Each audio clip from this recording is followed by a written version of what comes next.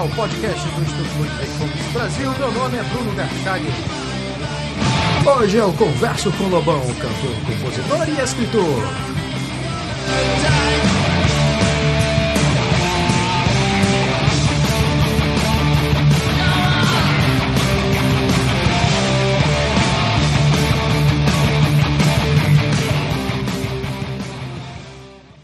Seja muito bem-vindo, Lobão. Obrigado, Bruno. O prazer é todo meu estar aqui. Lobão, antes mesmo de toda essa polêmica atual provocada pelo seu novo livro, você havia dado declarações bastante contundentes contra as intervenções do governo e da política na vida dos indivíduos e também em defesa das liberdades individuais. À medida que você falava e argumentava, eu lembrei de argumentos bastante similares de autores que nós publicamos aqui no site do Mises Brasil. Por acaso você é leitor desses autores libertários ou leitor do site, eventualmente? Sou, sim. É um site que me ajudou muito para escrever o livro, para formar a minha visão de mundo mais ampla. E, enfim, o site tem resenhas maravilhosas, tem indicações de livros fundamentais, você tem acesso a livros que você não tem. Um dos problemas grandes que eu tive para bibliografia foi justamente esse: você ir numa livraria e ter um escopo de escolha muito pequeno, né, de autores. Então, realmente, eu devo muito ao site do Instituto Mises, viu? E você chegou ao site, a esses autores como? Você foi apresentado por alguém, chegou via pesquisa na internet? Como é que foi o seu acesso? Foi através do Fórum da Liberdade. Que eu fui há uns 2 anos atrás, estava lançando o primeiro livro, e aí eu tive acesso através disso. Essa semana você concedeu uma entrevista no programa do Danilo Gentili, e você fez uma afirmação que me lembrou muito o individualismo metodológico, que é de Max Weber, e que é um princípio central da praxeologia de autores como Mises, que você já me falou que leu no site do Mises Brasil. A frase que você disse é: frouxo unido jamais será um indivíduo. Né? É verdade. E é uma afirmação, essa afirmação sua me lembrou esse individualismo metodológico, que que informa assim: apenas o indivíduo possui uma mente, apenas o indivíduo é que pode sentir, ver, realizar e entender, e apenas o indivíduo pode adotar valores e fazer escolhas. Eu estou usando aqui uma frase do Rothbard. Eu queria que você explicasse um pouco essa frase que você disse na entrevista.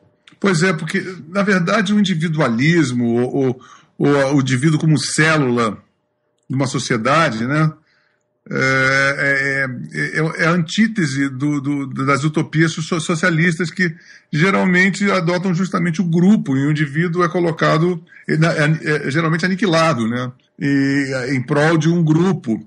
E, quer dizer, a visão é contrária a essa. E eu acho que as catástrofes todas decorrentes a essa outra metodologia, justamente a aniquilação do indivíduo não vai trazer nunca uma coletividade feliz, porque o indivíduo, aquela assim, gente feliz não dá trabalho, é justamente assim, um indivíduo feliz, ele emana, é daí que você vai fazer uma coletividade feliz, de vários indivíduos realizados, emanando opiniões, emitindo opiniões e conseguindo realizações pessoais, né? Então, o espírito de equipe, o espírito de nação, eu acho que vem todo desse indivíduo. E fazer ao contrário, você querer pegar um monte de nadas, né, de não indivíduos, para fazer uma coletividade, você jamais fará uma coletividade que terá o mesmo peso do indivíduo. Portanto, o frouxo unido jamais será um indivíduo. Lobão, pegando uma parte da sua primeira resposta, você disse assim, que as leituras que você conheceu a partir do site, você não teve acesso antes, e com o que você está dizendo agora sobre essa dicotomia entre indivíduo e coletividade, essa abstração, no meio que você viveu, assim, começando da escola e depois a sua carreira no meio artístico, como é que essas coisas ficavam combinadas? Por exemplo, na parte escolar, por exemplo, e até os amigos depois, qual era o tipo de mentalidade que era difundida e que era compartilhada? Era uma coisa folclórica, porque, na verdade, os fundamentos de esquerda, principalmente no Rio de Janeiro, é uma coisa de rodapé. Você não sabe exatamente o que é o quê. Você só acha o que é bacana você decorar a última frase do rodapé. Agora, eu tive sorte, primeiro que eu sou um cara muito individualista, eu tenho um mundo pessoal muito fecundo e eu me considero um parque de diversões pessoal, entendeu? Eu sou muito divertido para comigo mesmo. Então, eu sei, assim, já é uma coisa muito, muito forte em mim que um indivíduo que em mim reside, ele é a minha salvação. Então, eu nunca entrei nessa parada de coletividade. Eu sempre achei muito cafona, diga-se de passagem. E tive a sorte de ter um amigo anacrônico e que todo mundo olhava porque ele era um economista e era um cara absolutamente conservador, né? E ele foi, na verdade, o cara que me ajudou em tudo. Ele me colocou no primeiro emprego, depois, 10, 20 anos depois, quando ele já era diretor do Ibope, ele morreu com 23, 24 anos.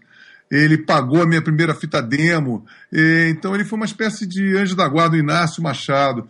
E ele era uma figura muito anacrônica, porque todo mundo... Ou você era um surfista alienado, que não tinha uma postura definida sobre nada, era um hedonista, né? Ou você era aquele cara engajado de esquerda. E esse cara não, ele lia Adam Smith, ele era um cara convictamente conservador ou liberal, com pensamentos que poderiam ser tidos como de direita, ou nada encaixados dentro daquele contexto. E eu sempre me identifiquei muito mais com ele, e sempre, na verdade, eu sempre tripudiei muito à esquerda, mas eu era pressionado, assim, para namorar eu tinha que pensar assim, eu tenho que ficar pelo menos em cima do muro. E o roqueiro tinha uma coisa muito boa para ficar em cima do muro, que seria o artifício de ser anarquista. Porque a anarquia, por ser inexequível, dá uma situação muito cômoda para você dizer, olha, eu sou anarquista, tudo bem, nunca vai acontecer nada. Nisso você não precisa tomar uma posição mais definida, né? Você fica mais assim, uma forma de você ser glamuroso e não se comprometer com nada, né? Nem ser taxado de direita, ou ser taxado de careta, ou qualquer coisa que seja nessa natureza. Então, é muito complexo, sabe? O panorama brasileiro todo, ele é naturalmente de esquerda, anti-americano, sabe? Nós temos muita inveja do americano, que é nosso irmão, que cresceu para chuchu e a gente ficou atrofiado, e a gente, por ter ficado atrofiado, começa a criar uma fantasia delirante em torno de sermos um povo ungido por um Deus muito louco e, nós somos primitivos, nós somos únicos no mundo. E isso nos deixa na condição que nós estamos hoje, de um atoleiro ideológico muito, muito sério e com pouquíssimas perspectivas de nós revertermos isso no curto, médio prazo. Dentro desse universo que você frequentava, o universo artístico, o glamour maior era ser de esquerda, como você mesmo falou, né? Uhum. O universo artístico não, é em todos os lugares. O universo artístico, na verdade, Bruno, assim, do pessoal do rock and roll, o pessoal do rock and roll era uma zona fantasma, porque você poderia ser perseguido pelo pessoal da ditadura e você era tido como alienado cultural. Você era um alienado, você era um pau-mandado americano. Eu tenho até uma tese sobre a inveja do falo americano através da guitarra elétrica, né? Então tem isso também, são zonas fantasmas, sabe? Em que eu, por exemplo, não militava, eu era roqueiro, né? Então você pode ser execrado pelos dois lados, porque é uma maneira de você ser um pária maior, porque você não é respeitado culturalmente por ambos os lados, e você não tem uma voz ativa em lugar nenhum, né? E o esquerdista tripudia, não te dá o menor valor. Então é uma relação mais complexa ainda. Em termos de intervenção do Estado, e você tem sido um grande crítico disso, né? Naquele período da sua prisão, com problemas de drogas e tal, essa coisa da liberdade individual de escolha com o que está instituído foi muito, quer dizer, você viveu isso na pele, né? Eu levei isso em últimas consequências e me transformei num preso político, porque na verdade foi preso com um galho de maconha e um papel que no laboratório deu 0,8 decigramas de cocaína. Quer dizer, hoje em dia, mesmo seria ridículo. E o que é pior, hoje em dia, há um consenso muito maior em saber que a cocaína é uma droga ruim, né? E naquela época, nos anos 80, até o padeiro cheirava cocaína, o porteiro, o corretor de bolsa de valores, o empresário, todo mundo. Era cool, era relax, era chique cheirar cocaína. O bossa-novista cheirava cocaína, o MPBista cheirava o roqueiro. Então, era muito mais aberrante me colocar numa situação com aquela quantidade, sendo um réu primário, na cadeia há 3 meses, sem direito, e sendo primário, quer dizer, eu não podia, segundo o Código Penal, eu não podia ser preso de jeito nenhum. Fui preso e o juiz ainda falou, é porque não é exatamente porque ele está cometendo esse delito, é porque ele é um mal social e nós não devemos deixar esse mau exemplo solto por aí, senão se dá um laudo judicial. Então, eu acredito que a partir dali eu me transformei de um preso normal para um preso político, ideológico, comportamental, né? E a partir dali, o Estado achou por bem eliminar qualquer possibilidade de eu ter algum direito individual, e eu passei 4 anos com um salvo-conduto do Estado, que sem mandado de busca e apreensão, eu poderia ser preso por qualquer agente do Estado. Então, eu tive 132 processos, de 1987 a 1991, entendeu? Pelos mais absurdos que você pode imaginar. Por exemplo, eu estava na minha casa, daqui a pouco o telefone tocava. Aqui é de Porto Velho, Rondônia. Lobão, você foi enquadrado no artigo 12, tráfico de entorpecentes, por induzir a multidão ao uso de drogas. Eu falei assim, mas o que eu falei? Aí eu recebia uma intimação da Polícia Federal para ir para Samauá, lá no Rio de Janeiro. E aí tinha lá, você induziu a população ao uso de drogas. Eu falei, mas o que eu falei? Está aqui escrito, rapaziada, pelo amor de Deus, vamos pegar leve. Eu falei, mas houve um tumulto no meio da multidão, eu pedi para as pessoas moderarem seu comportamento, pegar leve, você pegar no baseado, não. Então, você está entendendo o nível? E aí eu era apreendido, foi apreendido por 132 vezes, por todos os motivos que você pode imaginar, né? Quando eu cheguei, que eu tive que me exilar nos Estados Unidos por 9 meses, minha filha tinha 3 meses quando eu saí daqui, quando eu cheguei tinha 1 ano e 10 meses, eu saí do avião, no finger mesmo, ainda na porta, uma Polícia Federal, eu saí em 89, né? Com o mandado de apreensão, falei assim, mas peraí, prescreveu minha pena, nós estamos em julho de 89, tá aqui, isso aqui, você está preso. Aí eu falei, por favor, deixa eu dar uma olhada. O mandado era de 1º de abril de 87.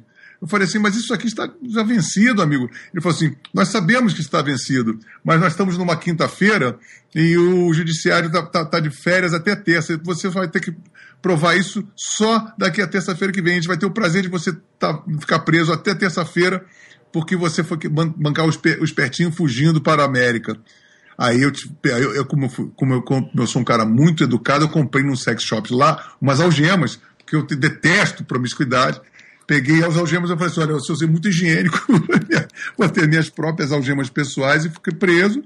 E passei 8 horas na Polícia Federal com minha filha lá, doido para ver minha filha, não podendo ver, porque eles cismaram de me prender.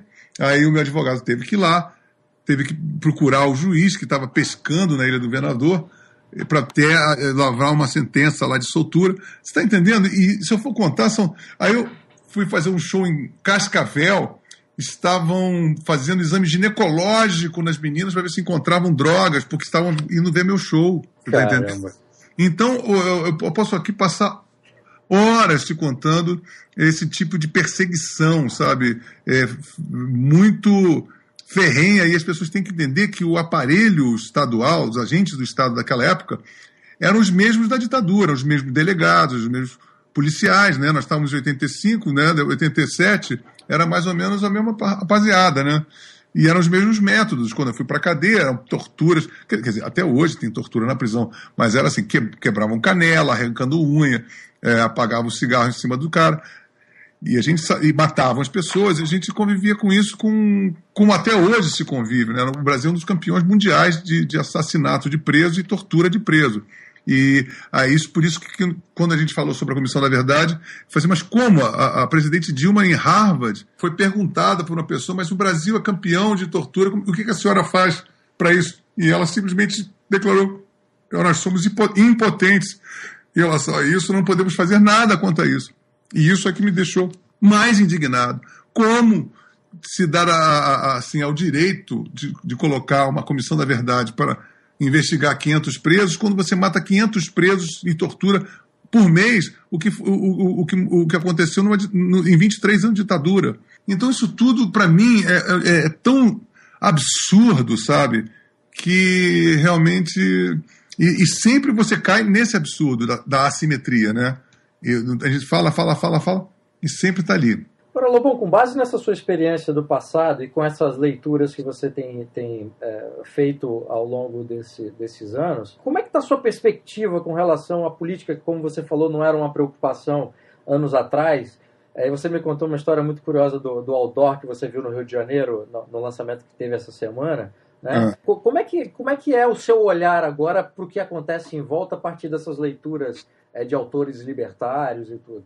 Olha, a minha percepção, eu acho que isso já vem de um tempo, mas o que eu sinto, independente, basta você respirar aquele ar, é que a gente está contaminado por um processo doutrinário. Tenho sobrinhos em idade escolar, eu vejo que tem uma doutrinação assim, desde a minha época, eu tinha moral e cívica, no meio da ditadura já tinha uma doutrinação gramsciana.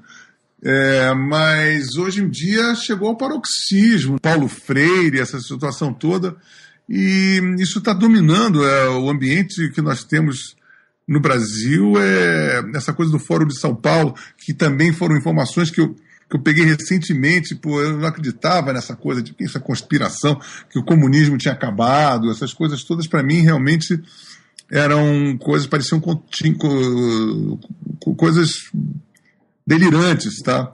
E agora eu estou vendo que não, isso não é o que está acontecendo mesmo, o comunismo ou o capitalismo de Estado, ou o que é que seja chamado, mas ele está aí mais vivo do que nunca e com anticorpos, porque hoje em dia você não precisa fazer para uma ditadura, você não precisa baixar o pau e dar o cacete, você tem métodos de propaganda e de doutrinação muito eficazes, né? E parece-me que nós estamos enredados nessa situação e, como oposição, esse que eu acho que é o grande problema, e aí onde é que está o nosso caso. Porque nós não temos, nós teríamos uma direita, o que seria a nossa autonomenclatura, conservadores, liberais. Eu acho que aí chega um ponto histórico que haverá de ter um alinhavo, porque nós temos várias vertentes e várias discordâncias dessas vertentes e poucas pessoas importantes seguindo elas. Né? Nós temos o Olavo de Carvalho, temos o Rodrigo Constantino, que os dois não se bicam, e nós temos que chegar uma hora, sentar todo mundo e falar assim, gente, a gente não pode se dar esse luxo agora, porque nós temos mais coisas em comum do que contra, e nós temos um inimigo em comum, sabe? Porque eu acredito que o comunismo seja a coisa que, para todos nós, seja a coisa mais nefasta e mais sombria que tem. Então, eu acho que nós estamos num momento histórico em que nós, naturalmente ou forçosamente, movidos pela nossa própria boa vontade, pelo nosso bom senso, sentarmos-nos e tentarmos um alinhavo, e não só um alinhavo assim, tipo, nós vamos conversar e vamos concordar em alguma coisa, mas temos que reformular uma situação para que, por exemplo, nós não temos um partido, uma representação ainda que possa nos representar, né? A gente não vai poder, assim, tá bom, então vamos votar na Marina Silva, tá entendendo? Porque ela não representa isso tudo, esse escopo, esse cabedal todo. Aonde que nós vamos colocar todas essas ideias? Nós não temos um partido. Foi por isso, desculpa te interromper, Lobão, foi por isso que você deu um apoio público, formal à criação do Partido Libertários? Eu lembro de ter publicado no Twitter, né? Claro, com toda certeza. Mas você vê, ainda eles estão lá se rebolando e tem pouquíssimas assinaturas. E eu acho que cabe aí aos intelectuais de maior abrangência, né, poderem cooptar mais pessoas e aprimorar esse modelo, né? Porque eu acho que é um modelo embrionário ainda, porque ainda muita coisa terá que ser posta na mesa até podermos ter um chassi, né, de plano de governo, onde é que as pessoas envolvidas possam subscrever isso e a gente possa dar uma visibilidade. E talvez eu, como homem público, nesse caso aí, seja esse o meu papel maior, né, de poder desencadear uma visibilidade maior e atrair mais pessoas. E eu acho que agora está uma hora embrionária e muito, muito sutil e, ao mesmo tempo, muito perigosa, porque a gente está no fio da navalha e, se não for... Você mesmo falou, todos nós nos conhecemos, a gente é um vilarejo, né? Exato. Então, se essas pessoas que a gente sabe que estão dentro do nosso contexto não se mobilizarem agora, não vai ter mais ninguém. E não vai ter mais momento nenhum. Acho que o momento... E a gente agora, eu acho que o mais importante, por exemplo, de todo esse desencadear de fatos, é que a gente percebeu, eu tenho certeza que todos nós aquilatamos que há uma maioria silenciosa, que já não tão mais silenciosa, mas ela é uma multidão muito maior do que nós imaginávamos. E agora este é o novo ingrediente que nós temos na nossa receita. Nós temos como o próprio Olavo falou, assim, o Brasil não é um país de esquerda, na verdade. Os intelectuais são de esquerda, a cultura é de esquerda, mas o país é conservador. Nós somos um país religioso, católico, queremos a família, etc. e tal. Então, tem que ter uma astúcia e uma habilidade muito grande, uma rapidez muito grande, de podermos alinhavar todos esses vieses dos libertários com os conservadores, ou pelo menos de todo mundo que crê no livre mercado, na livre iniciativa, na propriedade privada, na liberdade de expressão, que são, acho que, os motes que ligam todos nós, né? Para a gente poder desenvolver um outro chassi que possa fazer que dê uma liga, né, em tudo isso, e que nos represente, e que represente essa quantidade de pessoas que se sentem literalmente órfãs de qualquer tipo de representatividade, e que é o que está acontecendo, né? Então é um momento muito rico, por um lado, e um momento em que a gente tem que ter a visão de um ponta de lança rompedor, né? É saber o que fazer com a bola quicando na área. Em termos de definições políticas, que foi um ponto que você citou no início da sua resposta, Lobão, você hoje se definiria em alguma posição, como libertário, ou enfim, qualquer outra coisa, ou não? Olha, eu sinceramente eu me sinto muito cru politicamente para te dizer. O que eu posso te dizer isso.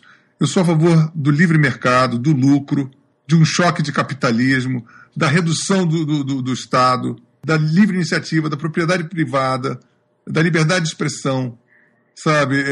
Agora, aonde que eu me enquadro nisso? Né?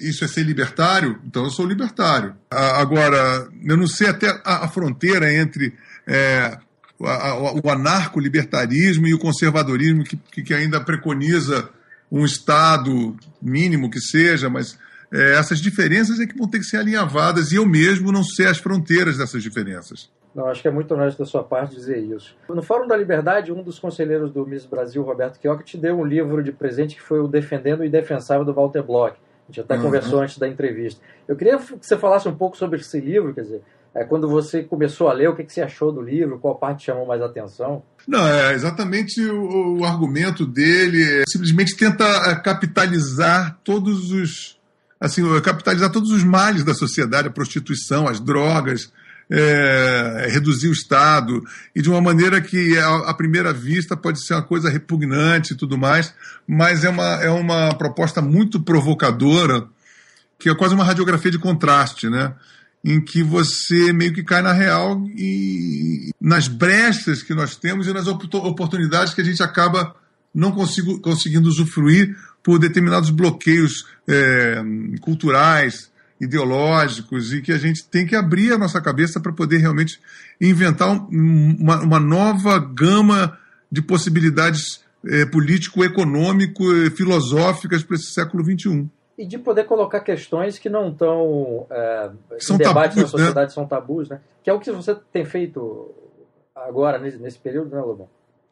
E você pode imaginar, a gente sabe o quão difícil é qualquer tipo de tabu numa sociedade que tende a sacralizar e ser muito retrógrada mesmo, de ser paralisada, né? Fossilizada. Fossilizada é um bom termo. É uma sociedade fossilizada. E então qualquer coisinha que você venha, assim, você arriscar, não pode arriscar, criticar alguma coisa do status quo é uma heresia. Então tudo se torna muito mais difícil porque você está lidando com uma sociedade, com uma cultura paralisada, fossilizada. Bom, falando especificamente sobre o seu livro agora, para poder encerrar o podcast, você faz uma crítica, você começa, quer dizer, o grande ponto de partida do seu livro é a semana de 22, você faz uma crítica ao desdobramento daquilo que foi feito em 22, e me parece que também que tem uma crítica sua, que é evidente, que é muito interessante, que é colocar a semana de 22 quase como um ato político que teve os desdobramentos políticos e culturais, né? O próprio Oswald e o Mário de Andrade, que são os dois dos grandes nomes da Semana Moderna, eram homens de esquerda. Eu queria que você falasse sobre essa sua escolha e os desdobramentos que você aborda no livro. Perfeito. Por exemplo, eu peguei o Manifesto Antropófago basicamente porque ele é um pastiche do Manifesto Comunista. Um pastiche antropofagizado, né, diga-se de passagem, tupiniquizado. E é um pensamento de esquerda em que, aí sim, aquela coisa da antropofagia, na verdade, é uma maneira pouco honesta de admitir a mimese. E eu acho que, assim, quando você tem autoestima, quando você vê que todos os povos mimetizam, mas o brasileiro se acha um macaquito de imitação. Aí, não, então você é um malandro agulha e vou ser antropófago, porque eu vou comer, porque eu sou índio, sabe? Como tem uma estrofe lá no manifesto que o Oswald fala: o índio vestido de branco, numa ópera de Carlos Gomes, né, na ópera de Carlos Gomes, vestido de Pitt, uma coisa assim. E aí eu falei: Oswald, você quer o quê? Um branquela pelado, fantasiado de antropófago, numa peça de Zé Celso Martinez no Teatro Oficina, querendo comer Caetano? Pelo amor de Deus, né? Então, o intelectual brasileiro, ele se veste, essa coisa do índio comunista, uma coisa do Lévi-Strauss também, que veio aqui fazer pesquisa e tudo mais, e o Oswald adotou isso como se fosse o umbigo do mundo, né? Como ele dizendo que a Revolução Francesa foi uma coisa mínima, o Brasil tinha um futuro. Eu chego e falei para ele: Oswald, com todas essas suas ambições de botar o Brasil no cosmos, no mapa mundi, o Brasil não ganhou um prêmio Nobel ainda, né? Com toda essa sua estrutura que você deu de herança para a gente como legado, a gente não conseguiu um prêmio Nobel sequer, nem de literatura, nem de nada, porque a gente é malandro agulha, porque quer espetar, mas sempre leva no buraco, né? Isso não é herança, é maldição, né, Lobão? Isso é maldição, rapaz, exatamente. Lobão, muitíssimo obrigado pela entrevista e parabéns aí pelo livro e por essas questões que você tem levantado aí. Olha, eu que agradeço o papo, Bruno, foi maravilhoso. Quero que a gente se encontre cada vez mais e a gente pega esse momento aí e vamos ver o que a gente pode fazer, todos esses elementos que estão entrando na nossa vida agora, e vamos ver se a gente consegue alinhavar essas pessoas todas em torno da liberdade, né? Exatamente. Muito obrigado. Eu que agradeço.